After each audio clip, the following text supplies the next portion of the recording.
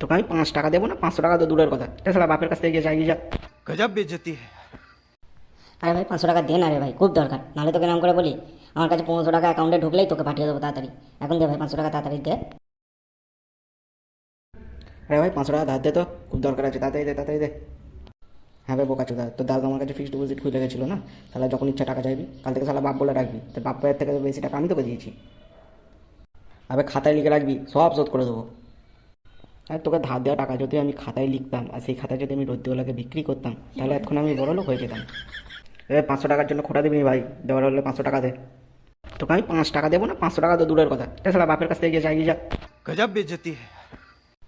আরে ভাই 500 টাকা দে না রে ভাই, খুব দরকার, নাহলে তোকে নাম করে বলি আমার কাছে 1500 টাকা অ্যাকাউন্টে ঢুকলেই তোকে পাঠিয়ে দেবো তাড়াতাড়ি। এখন দে ভাই 500 টাকা তাড়াতাড়ি দে।